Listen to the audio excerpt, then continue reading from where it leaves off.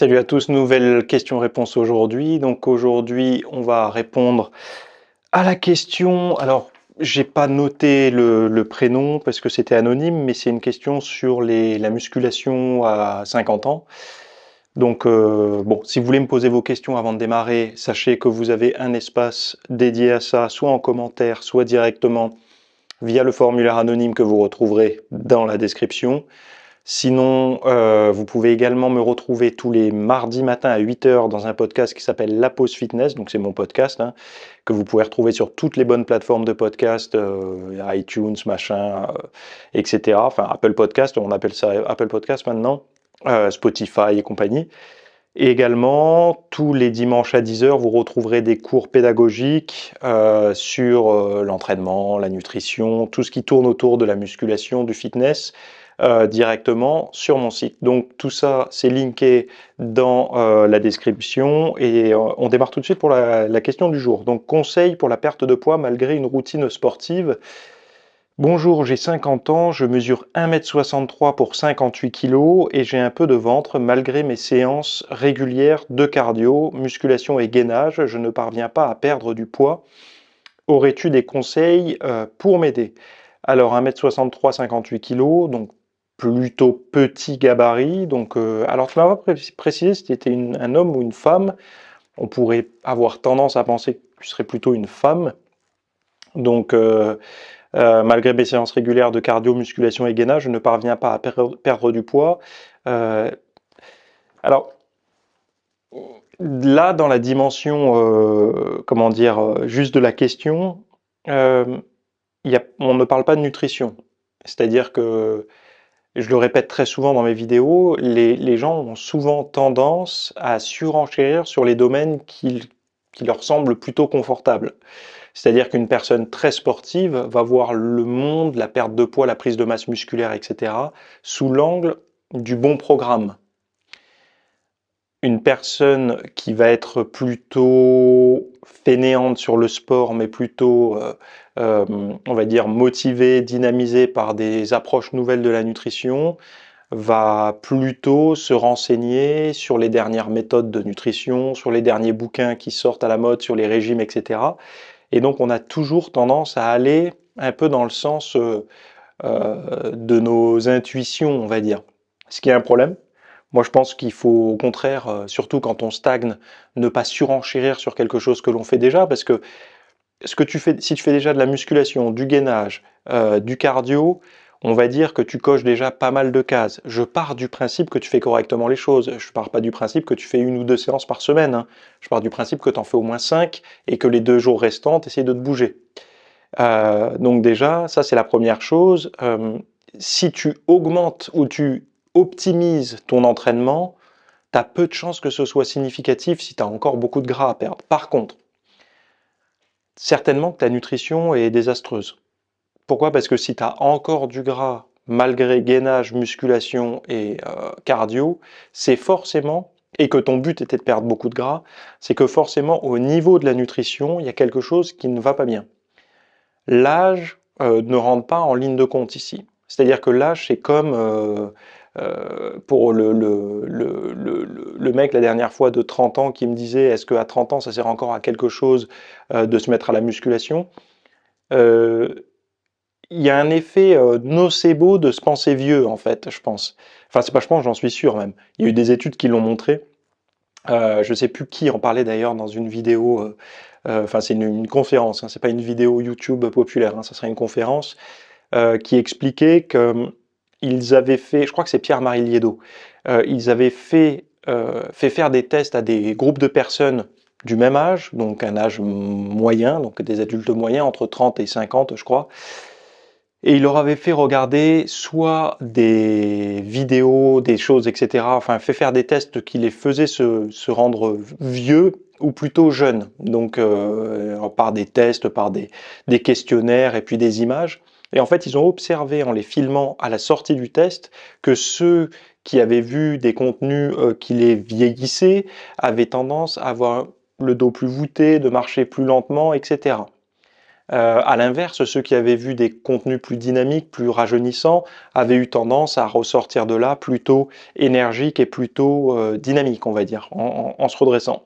Donc il y a un effet placebo ou nocebo de la façon dont on va se percevoir. Si vous vous percevez jeune, vous allez avoir une posture, une, euh, un dynamisme plus on va dire, plus vigoureux.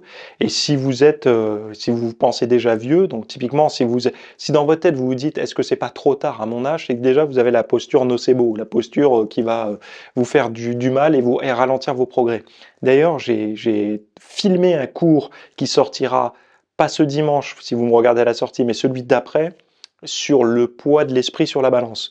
Donc surveillez mon site, ça sortira pas ce dimanche, mais celui d'après. Bref, pour te répondre, c'est certainement que c'est l'angle de la nutrition qu'il va falloir observer, enfin, en tout cas faire des modifications chez toi. Évidemment, il y en a beaucoup qui vont me dire, oui, mais il y a les hormones, arrivé à un certain âge, et puis le catabolisme, et puis le machin, et puis, bon, ouais, bref. Tout ça, ce sont des freins, je vais être honnête avec toi, c'est des conneries. Des conneries dans le sens où c'est réellement ce qui se passe dans ton corps, il y a vraiment une chute hormonale, il y a réellement un ralentissement de ta récupération, ok, mais c'est marginal par rapport aux effets de progrès que tu peux avoir. Et c'est pas parce que ce que tu vois à la télévision, c'est que des personnes de 50 ans en mauvaise forme, ou plus en mauvaise forme physique, que ça n'existe pas. Si tu as fréquenté les salles de musculation, les salles de fitness, etc., tu as dû voir des tonnes de personnes au-delà de 50 ans en super forme physique. Évidemment, ils ne sont pas au bord de la plage, ils ne sont pas dans la rue, parce que ce ne sont pas plus on avance dans le temps, moins il y a de gens qui pratiquent ce genre d'activité. Mais pour les voir, il faut aller dans les lieux où ils sont. Comme ça, au moins, tu peux te rendre par toi-même te rendre compte par toi-même que ça existe. Donc ça, c'est la première chose. Et au niveau de la nutrition, moi, j'ai remarqué une chose pour les personnes que j'ai pu voir, aider, etc. C'est qu'arrivé à la cinquantaine, effectivement, tu peux moins te permettre de bricolouiller avec les protéines, c'est-à-dire de pas trop en consommer, parce que sinon la fonte musculaire s'installe un petit peu plus rapidement. En tout cas, tu as du mal à progresser et du mal à maintenir ta masse maigre. Mais c'est surtout qu'il faut bien que tu manges quelque chose pour tenir si tu es au régime, et d'essayer de combler les calories comme le ferait celui qui a la vingtaine et qui dirait, moi, peu importe, du moment que ça rentre dans mes macros, je mange mes protéines, mes glucides, mes lipides, etc. Arrivé à 50 ans, voire après, on est obligé de serrer un petit peu plus la vis. Alors moi j'en fais pas encore partie, mais la vis a tendance à devoir se serrer un petit peu plus fort. Néanmoins, il y a quand même, il faut pas, le réflexe que font beaucoup de personnes en avançant en âge, c'est de réduire les protéines, parce qu'il y a un discours santé qui se mélange à l'écologie, qui serait de réduire les protéines dans la diète. Mais bon sang, si vous faites de la musculation, que vous visez la perte de poids, réduire les protéines, ça en devient nocif en fait pour vous. Pourquoi? La première chose, c'est que vous allez détruire des tissus musculaires. Par quoi ils se reconstruisent? Par des graisses? Non. Des glucides? Non. Des protéines. Et si vous vous cannibalisez à ne pas consommer suffisamment de protéines, vous vous cannibalisez pourquoi? Parce que vous allez vous entraîner, donc vos tissus musculaires vont être lésés, ils vont avoir besoin de se reconstruire, et cette reconstruction va se faire comment? Bah déjà, elle va se faire que partiellement ou mal, parce que vous ne consommez pas assez de protéines, mais c'est surtout que dans l'urgence, il va y avoir un catabolisme ailleurs.